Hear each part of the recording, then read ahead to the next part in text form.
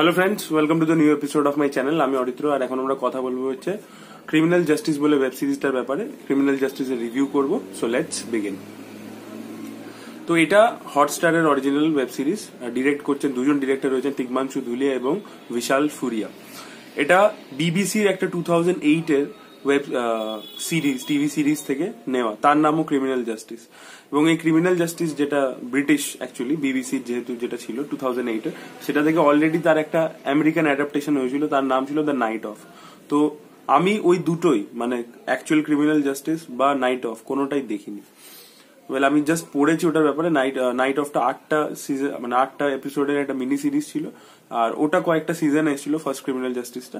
তার মধ্যে ফার্স্ট যে সিজনটা, তার গল্পের উপরই এটা বেসড, এবং সেটা 5টা এপিসোডের ছিল। Coming to the Indian version, তো যেটা বললাম যে ডিরেক্ট করেছে তিগ্মাংশু ধুলিয়া এবং বিশাল ফুরিয়া। তো ফার্স্ট দুটো এপিসোড তিগ্মাংশু ধুলিয়া ডিরেক্ট করেছে, তারপরে 8টা এপিসোড, টোটাল 10টা এপিসোড আছে, পরের 8টা এপিসোড ডিরেক্ট করেছে বিশাল ফুরিয়া। এগুলো আপনাদেরকে বলে নিলাম, এগুলো জাস্ট পিস অফ ইনফরমেশন ছিল। আমরা রিভিউতে ঢুকছি এবার। তো যেটা হচ্ছে এই ওয়েব সিরিজের সবার চেয়ে বড় হাইলাইট বা প্লাস পয়েন্ট বলতে পারেন, সেটা হচ্ছে পারফরমেন্সেস। তো অসাধারণ কিছু পারফরমেন্স দেখতে পারবেন। তার মধ্যে সবার চেয়ে প্রথমে যে আমার মোস্ট ফেভারিট অ্যাক্টর, এবং আমি জানি যে প্রত্যেকেরই ফেভারিট অ্যাক্টর, সেটা হচ্ছে পঙ্কজ ত্রিপাঠী। যে মুহূর্তে পঙ্কজ ত্রিপাঠী স্ক্রিনে আসছে, মানে জাস্ট মনে হচ্ছে, মানে বাকি সামনে যেই থাকুক, যত বড়ই অভিনেতা থাকুক, সে জাস্ট ডুবে যাচ্ছে। মানে পঙ্কজ ত্রিপাঠীর থেকে নজর সরবে না। যেভাবে ডায়লগ ডেলিভারি করেছে, mannerism, everything is so pinch perfect. এছাড়া বিক্রান্ত মাসি যে লিড ক্যারেক্টারে রয়েছে, সেও ভালো কাজ করেছে। আদিত্য শর্মার রোলটা প্লে করছে। জ্যাকি শ্রফের কাজ আমার ঠিকঠাক লেগেছে, খুব ভালো নয়, খুব খারাপও নয়। আর বাকি যারা সাপোর্টিং কাস্টে রয়েছে, তাদের কাজও বেশ ভালো, মোটামুটি মানে ভালোই করেছে। এবার পারফরমেন্স বাদ দিয়ে যদি আমি তারপরে স্টোরিতে আসি, রাইটিং এর দিকে, তো যে মেন স্টোরি লাইনটা, যেটা অ্যাকচুয়াল ক্রিমিনাল জাস্টিসের ছিল, সেটাকেই সেম রাখা হয়েছে। যেটা আমি আপনাদেরকে এখন বলবো, সেটা অলরেডি ট্রেলারে ডিসক্লোজ হয়েছে, তাই এটা কোনো রকমের স্পয়লার টয়লার নয়।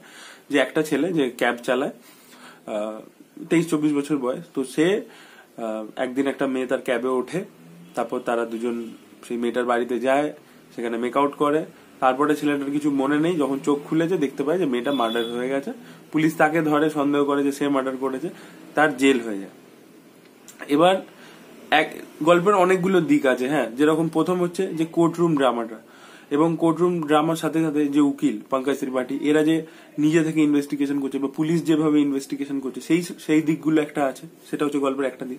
একটা দিক হচ্ছে ছেলেটা যখন জেলে যায়, জেলে গিয়ে জেলের ভিতরে কি কি চ্যালেঞ্জেস তাকে ফেস করতে হয়, এবং জেলের মধ্যে গেলে একটা মানুষের যে ট্রান্সফরমেশনটা হয়, সেই জিনিসটা, একটা ক্রিমিনালদের মাঝখানে থাকলে একটা মানুষের ট্রান্সফরমেশন তো হয়, সেই জিনিসটা, সেটা একটা দিক। আরো একটা দিক রয়েছে, সেটা হচ্ছে যে যখন কোনো মানুষের শাস্তি হয়, তখন জাস্ট তার শাস্তি হয় না, তার গোটা ফ্যামিলিরই বলতে পারেন শাস্তি হয় একভাবে। মানে সেই শাস্তির ইম্প্যাক্টটা কতটা তার ফ্যামিলির ওপর পড়ছে, সেই জিনিসটাও দেখিয়েছে এখানে। এবং যে ভিকটিম, সে মানে যার উপর হয়েছে, মানে যে মার্ডার হয়েছে, তার ফ্যামিলির উপর কি হয়েছে। তো অনেকগুলো দিক রয়েছে, হ্যাঁ, যেগুলোকে দেখাবার চেষ্টা করেছে। তো সেই দিক দিয়ে যদি আপনি আইডিয়া হিসেবে দেখেন, তো ভালো।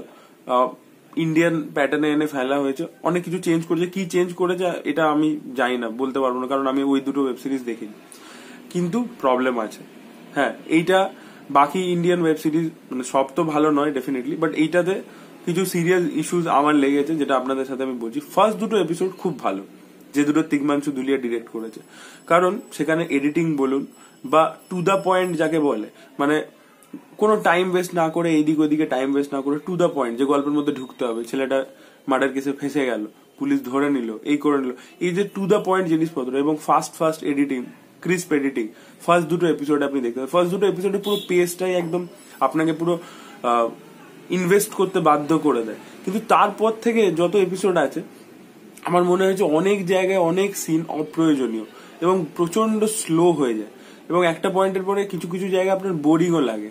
ইয়েস, মানে এত বড় করবার প্রয়োজন ছিল না, কেন কি অরিজিনালটাই 5টা এপিসোডে ছিল, আমেরিকানটা 8টা ছোট ছোট এপিসোড ছিল। এখানে এক একটা এপিসোড প্রায় 40-45 মিনিট, 50 মিনিট, ইভেন 1 ঘন্টারও এপিসোড আছে।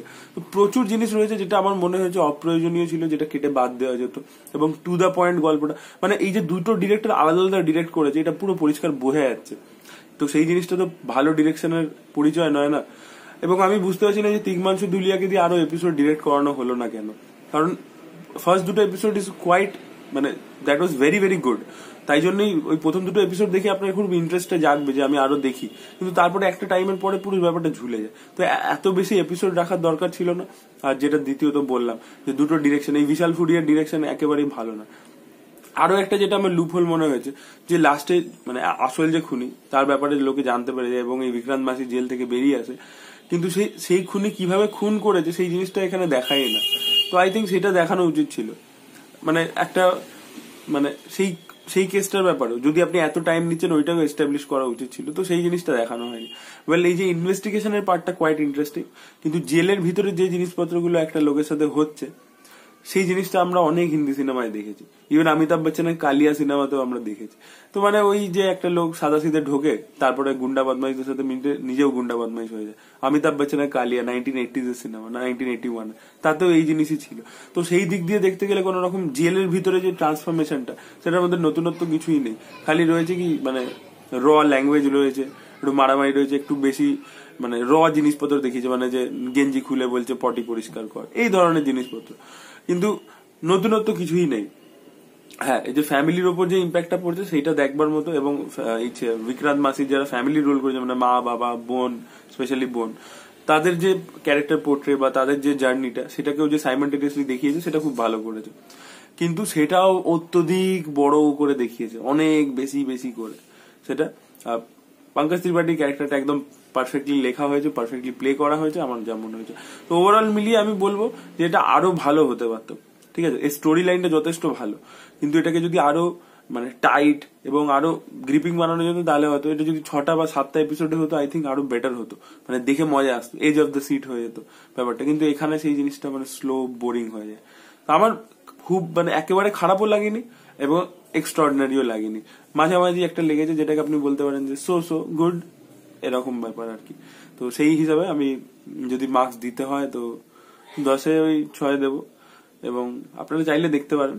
হ্যাঁ, পারফরমেন্স গুলো কিন্তু নোটেবল, এটা মানতেই হবে। পারফরমেন্সের দিক দিয়ে কোনো রকম কম্প্রোমাইজ, স্পেশালি পঙ্কজ ত্রিপাঠী, আমি বারবার বলি পঙ্কজ ত্রিপাঠী জাস্ট ফাটিয়ে দিয়েছে। দ্যাট ওয়াজ ইট গাইজ, এইটাই ছিল রিভিউ ক্রিমিনাল জাস্টিসের ব্যাপারে হটস্টারে। আপনারা দেখে ফেলুন। হটস্টারে যদি না থাকে অন্য পদ্ধতি কি আছে আপনারাও জানেন, সেটা তো সেই মাধ্যমে দেখে ফেলুন। আর কি বলি, আর যারা যারা দেখেছেন তাদের কি মতামত কমেন্ট সেকশনে লিখে জানান, এবং ভিডিওটা ভালো লেগে থাকলে লাইক করুন, শেয়ার করুন, চ্যানেলটিকে সাবস্ক্রাইব করতে ভুলবেন না। পাশে একটা বেল বাটন আছে, হিট করলে সব রকম নোটিফিকেশন পেয়ে যাবেন।